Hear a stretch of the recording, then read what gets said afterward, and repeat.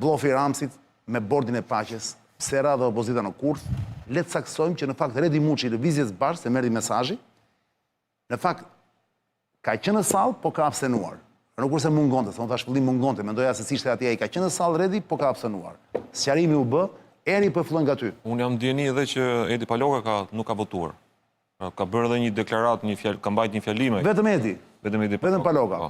Me i dhe atë kjo nuk e shpegon atë që ndodhi realisht. Dakord, Edi bravo i qoftë që nuk votoi, nuk e kuptova pse Redi Muçi i lëvizjes bashkë duhet të absenonte. Në fakt se ai mund të votonte kundër, apo jo se. Me parimet që kanë lëvizja bashkë, Alindi e këto mund të ishte kundër dhe nuk do çuditë njëri. Po pse të votoj kundër dhe të quhem anti-amerikan? Po pse Edi Paloka pse e bëri thua ti? Nuk ka lidhje me anti-amerikanizmin. Kjo është një parti e re, ai është një personazh i ri në politik. Abstenon për një çështje që ka probleme në të drejtën ndërkombëtare. Unë nuk jam anti-amerikan. Ja ti jam fjalën e ri pastaj do ta kaloj ty. Ka një veprim i mirë. Henri Qeno, më shpjego lutem. S'kishin asnjë mundësi tjetër PD-ja, veç se të rreshtoj, ta afilioj direkt me këtë lojë të Ramsit, që ishte një lojë, duhet thënë, e tmerrshme. Në fakt kjo lojë ka filluar që në fillim të janarit, Jo në fillim të janarit, jo, në fillim të 3 janar, kur ndodhen ngjarjet në Venezuelë, pra që Maduro u arrestua nga një lëvizje ushtarake e Shtetet Bashkuara të Amerikës, që aty filloi opozita në vetvete ra në një lloj instinkti primordial do ta quaja unë, pra nuk pati analiza të thelluara për të prodhuar edhe një mendim politik, pra për krijuar një strukturë të mendimit politik, në mënyrën se si funksionon edhe geopolitika. Kështu që duke rënë në këtë, unë do ta quaj edhe një formë tragjedie, sepse janë 13 vite opozit, është kohë mjaft e gjatë, kështu që domosdoshmërisht që opozita në vetvete ka të nevojshme për të krijuar atë procesin e rithemelimit që u nis para disa vitesh në një formë rikonceptimi, ristrukturimi me njerëz të rinj, dhe sigurisht me mendimet e reja duke formuluar edhe një farë mënyre. Pra, kur vjen puna tek diplomacia, tek politika e jashtme, duhen ekspert. Dhe nuk është se ka patur brenda opozitës, edhe brenda Partisë Demokratike, një lloj analize e thelluar për atë çfarë po ndodhte, pra si po ndryshon ky rendi global, dhe ne pam reagimet, pra duke filluar nga fillimi i janarit, dhe lojën që bëri në vetvete Rama, biles deklaratat për si shikojnë deklaratat e Ramës në vetvete, duke bërë ato fjalimin e tij në parlament, ku deklaronte se unë nuk përshkoj të takoj presidentin e Amerikës, sepse me lejen e tij unë do rri me vajzën e tij. Pra, ato kanë dhe hapësirën ligjore për të krijuar edhe incident diplomatik në vetvete. Aq më tepër me një president si Donald Trump. Por Edi Rama është kryeministri i këtij vendi, ai përfaqëson shqiptarët, ai përfaqëson Shqipërinë. Nëse ai ka patur një ftesë për të shkuar në Davos për të takuar me presidentin Nuk del ftesa në asnjë vend. Nëse ai ka patur një ftesë, ai duhet të shkonte atje dhe të përfaqësonte Shqipërinë dhe shqiptarët, sepse ishte diçka pozitive në vetvete. Kështu që në këtë lloj fragmentimi të mendimit të analizës që i bëj unë, opozita duhet ta kishte analizuar më mirë dhe më thellë, se ne nuk kemi dhe një dokument zyrtar në vetvete. Çfarë është votuar? Është votuar thjesht një dokument që ka shkuar në moment fundit dhe aty flitet për që caktohet Edi Rama si emër personal, ndërkohë që ftesa është për Shqipërinë, pra për kryeministrin e Shqipërisë. Mua më thon Henri që përveç Palokës që thua ti, je i bindur Palokën që ka votuar kundër? Dëgjova fjalimin e tij në parlament. Mirë, po nuk e dim si ka votuar, si fjalimi mund të jetë, po puna është si voton. Ai deklaroi që unë votoj kundër për arsye se është emri i Edi Ramës në dokument. Që nuk është arsye e vogël. Ne votojmë me 2 duar pro Amerikës, por për rastin konkret me që në këtë dokument është emri Edi Ramës dhe në çdo dokument që ç'do dokument është ky? Ky ka fuqi ligjore? Ç'dokument është ky? Në vetë nëse ne do kishim këtu të ftuar pra ekspert të kushtetutës, unë besoj që ka hapësira për të patur shkeljet kushtetutës vetvete. Dokumenti që është votuar në parlament. Tani, mua më thonë që as vetë Edi Rama nuk e ka votuar këtë. Edi Rama patjetër se ka votuar, bëri fjalimin dhe hiku. Si gjithmonë. Se edhe kjo ka një problem. Firmën pothuajse në asnjë nga votimet e këtyre viteve të fundit. Mund t'i lexoj Ledjo, sepse i kemi në Ledjo, më duket se i keti këto, të gjithë emrat. 110 pro, 1 abstenim, 0 kundër. Ishte rezultati votimit. Ke imazhin e ulseve edhe ngjyrat për çfarë kanë votuar. Te kjo që mund shikosh Enri këtu. Asnjë kuqe. Të kuqe s'ka. Ndërkohë, këto jeshilet janë që kanë votuar pro, apo jo? Ndërkohë unë shoh dhe shumë të bardha, ato të bardha çfarë janë atje? Nuk kanë marrë pjesë votim. S'kan marrë pjesë votim. Ato me blu duhet të jenë abstenimet. Po ato me blu se janë abstenime, se normalisht vetëm ky abstenoi pra. Ka abstenuar vetëm, ne thamë që ka abstenuar këtë dim, Redi Mushi. Ka dhe tje që ka abstenuar, Sebastian, shikon që ti te blu atje? Shikon që blu? Ata po kontrolloj. Nese më të shënë si ka. Por në vete, këto janë detaje. Po ta shikojmë në aspektin politik, është shumë e vështirë që një vend si Shqipëria, apo të vendet fqinje këtu, në rastin konkret të Kosovës, është shumë e vështirë që një forcë politike të dalë kundër një iniciative të presidentit të Shtetet Bashkuara të Amerikës. Ne nuk jemi akoma në dieni, paktën unë nuk e kam lexuar ende dokumentin që është votuar në parlament, pra që nga qeveria shqiptare është deleguar në parlament për të votuar. Nuk e kam lexuar thelbin dhe përmbajtjen e atij dokumenti, kështu që politikisht është shumë e vështirë që një forcë politike aq më tepër në Shqipëri të votojë kundër një iniciative të presidentit të Shtetit Bashkuar të Amerikës. Mund të kërkonin për shembull të mos ishte emri i kundërshtarit i tyre atje, i kryeministrit apo? Është bërë në mënyrë ekstremisht të shpejt, pra vetëm një natë përpara është deklaruar që do ketë një seancë të përshpejtuar dhe do kalojë një votim që është jashtë rendit të ditës. Kështu që deputetët janë lajmëruar thjesht në një mesazh në WhatsApp për të mbledhur e thjesht për të votuar, nuk e dinin për çfarë do votonin. Sebastian, ti si e mendon këtë punë? Pyetjen që është në ekran. Blofi Ramës dhe Bordin e Paqes, pse ra dhe opozita në kurth? Se që është blof, kjo është blof, nuk ka asnjë... S'ka asnjë gjë kjo, kjo është kot, është në ajër. Fakti që Rama nuk ishte në Davos, tregon që ai është një blof i madh. Unë mendoj se Shqipëria, sa herë ka një kërkesë nga Shtetet e Bashkuara të Amerikës, duhet të votoj pro. Edhe nëse kërkesa është e gabuar. Po flasim politikisht. Nëse do të isha në një auditor, do flisja për drejtën ndërkombëtare, për politologjinë, për parime etj. Ktu po flasim për një parim politik. Një foto krah presidentit amerikan, e ke apo nuk e ke qef, është më e rëndësishme sot në këtë kohë të trazuar se sa disa debate të ndryshme. Pra ti Sebastian dhe ti ke qëndrimi jot është por ulje totale ndaj çdo gjëje që thon amerikanët. Aktualisht, në këtë moment që po flasim, me këtë situatë të trazuar gjeopolitike, në qoftë se është për të zgjedhur, unë zgjedh Shtetet e Bashkuara të Amerikës. Pra, po e rrithem në këtë lloj forme.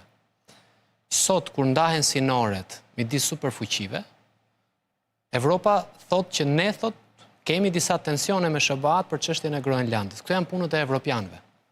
Ne jemi aleat Shteteve të Bashkuara të Amerikës, së bashku me Kosovën, dhe jemi të detyruar që nëse do të thotë kërceti do ta pyesësh sa lart.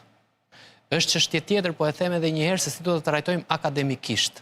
A është çështje demokracie, tiranie, autokracie, vasaliteti, aleance, strategjie etj. Kjo është krejt çështje tjetër. Ajo që po mundohem të them është një foto e kryeministrit Edi Rama, e Enrit, e Jotja apo e imja, e Vjosa Osmanit apo Albin Kurtit, e Hashim Thachit apo e dikujt tjetër. Krah për krah, me presidentin amerikan, Donald Trump apo Biden, kushdo qoftë ai, kjo është një fitore e diplomacisë shqiptare. Pra, nëse amerikanët thonë që ne kemi ndërmend që të bëjmë këtë lloj gjëje, dhe ne do të themi, po, edhe ne kemi ndërmend si puna juaj, bëjmë atë lloj gjëje. Madje, a arrin dot ti ta parashikosh se çfarë kanë ato në mendje dhe t'ia thuash ti para se ato ta kenë në mendje. Kjo është situata sot gjeopolitike që ndodhemi. Në këtë situatë të trazuar gjeopolitike, ku frerët për sa i përket një qendre të vetme financiare, një qendre të vetme ushtarake, një qendre të vetme vendimmarrje, e ka Amerika dhe Kina. Ne jemi krah Shteteve të Bashkuara të Amerikës. Udhëtimi jonë evropian është çështje tjetër. Kur BE-ja pastaj të filloi dhe të thotë që do vinin BE, do rakordohen politikën tonë të jashtme, kemi këto çështje të tjera, aty pastaj diskutojmë dhe aty është në lojë diplomacia. Sot ne jemi me Shtetet e Bashkuara të Amerikës. Në qoftë se ata thonë kërce, ne do ta pyesim sa lart. Unë këtë mendoj. Pra këtu s'keni debat fare me Henrin.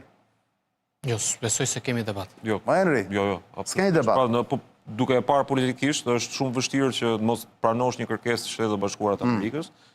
Sido që tjetë ajo kërkesë, ne edhe qeveria e Berishës, po edhe qeveritë e Ramës më pas, kam pranuar kërkesat e Shtetet Bashkuara të Amerikës për të pranuar refugjat të ndryshëm, pra iranian dhe jo vetëm. Dhe sigurisht që duke hyrë të bërë një analizë edhe historike në vetvete, i kemi një detyrim shumë të madh Shtetet Bashkuara të Amerikës me atë çka ata bën në 99-ën në rastin e Kosovës. Pra pa Shtetet Bashkuara të Amerikës, Kosova nuk do ishte sot shteti i pavarur. Ne nëse shikojmë historinë tonë kombëtare nga me këtë dakord. Ka patur këmbgulje të mëdha nga populli shqiptar në Kosovë edhe kryengritje. Madje në moment të caktuara po aq të mëdha sa që ishte edhe vetë UÇK-ja në 99-ën, organizime.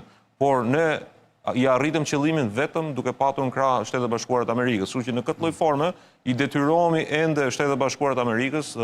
Kjo që thotë Henri është pak a shumë e këtill. Ta shohim historinë nga jashtë brenda apo nga brenda jashtë. Në kohën e Enverit ne e shihnim nga brenda jashtë. Pra jemi ne fanari ndriçues si botës. Po ta shohësh nga jashtë brenda, aleanca e pas 50-s është anglo-amerikane. Pra e djata shqiptare apo në një lloj forme është anglo-amerikane dhe kërkon një lloj zgjidhje për rrëzimin e komunizmit, e kërkon nga anglo-amerikanët si fuqia e vetme më e madhe në botë. Por është çështje tjetër të flasim për legjitimitetin ndërkombëtar të Bordit të Paqes, dhe është çështje tjetër të flasim për mekanizmat politik. Bordi i Paqes ka probleme në të drejtën ndërkombëtare, sepse del nga një rezolutë e Këshillit të Sigurimit, ndërton disa organe dhe kërkon autonomi, ka një president të përhershëm i cili nuk ka organe të cilat mundet që ta heqin atë, dhe në krahun tjetër ndërtohet për Palestinën, por i heq nuk ka asnjë palestinez në bord. Çka do të thotë i heq një nga kriteret kyçe të drejtës ndërkombëtare që është vetvendosja. Kështu që këto janë problemet ligjore në të drejtën ndërkombëtare të atij bordi. Por çështja është, ky lloj bordi është një vendim i politikës amerikane dhe e zgjidh ajo se si do ta legjitimoj këtë lloj bordi. Ajo që ne kemi është një ftesë për të bërë pjesë e këtij bordi dhe ne themi po, ne jemi dakord që të bëhemi pjesë e këtij bordi. Çështjet dhe problemet ndërkombëtare me drejtë ndërkombëtare i zgjidh ti. Ne nuk kemi ndërmend merrem me zgjidhjen e problemeve ndërkombëtare. Prandaj po e them, në katedër mund të themi që ka këtë problem drejt ndërkombëtare, ka këtë problem me ligjin ndërkombëtar, del nga një rezolutë e OKB-s, krijon autonomi, çka nuk mund ta krijoj si legjitimim më vete etj etj. Por kjo është çështje tjetër që i përket ligjit ndërkombëtar. Atë e zgjidhin vetë SBA-t. Ne kemi ftesën për të bërë pjesë e bordit dhe po e them edhe një herë, ne duhet të bëhemi pjesë e bordit.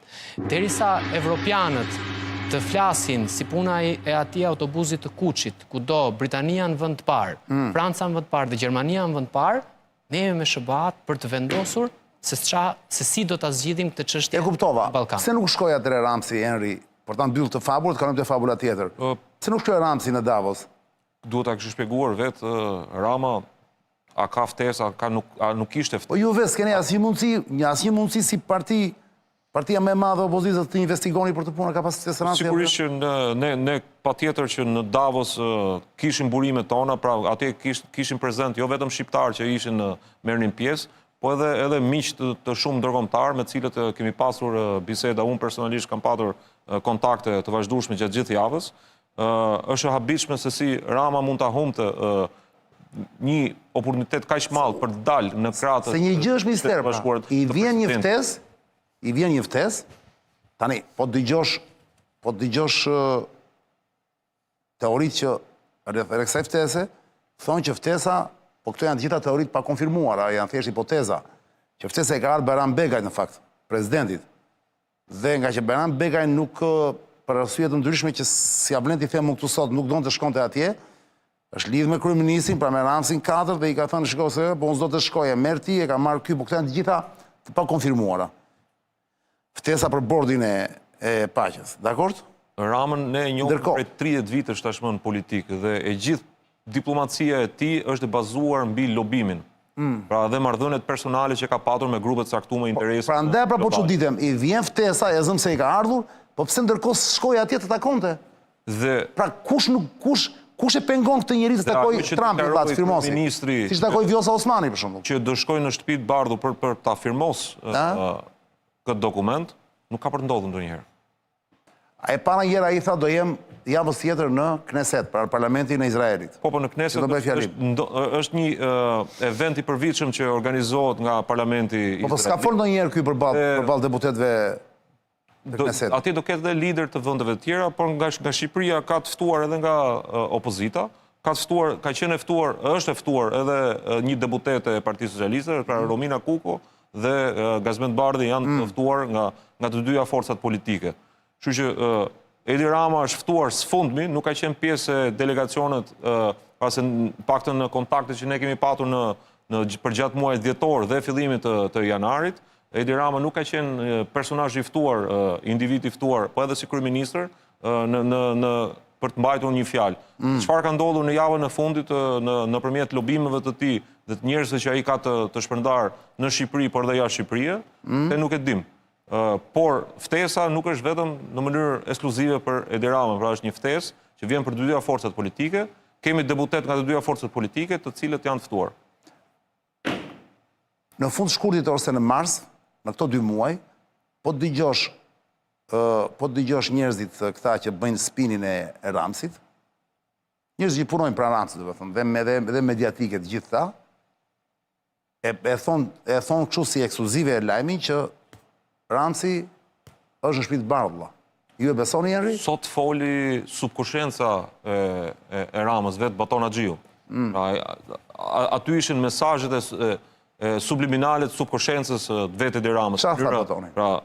Baton Haxhiu tha që me ftesën që mori Edi Rama nga presidenti amerikan, Amerika tashmë nuk do mbështesë Mospakun, por përkundrazi do ta bllokojë. Pra, sa duket, Partia Socialiste dhe Edi Rama ka për synim, i ka dhe numrat parlamentar për të bërë dhe ndryshime kushtetuese, ndoshta, për të ndaluar, si duket, këtë invazioni, siç e quan ai, të Spakut, dhe të fuqisë të hetimore të këtij organizmi, të cilat ne e dim që është krijesë e Shtetet Bashkuara të Amerikës. Me që më fute këtu, kalojmë direkt te fabula tjetër, me që futet e Spaku. Jepi le kjo.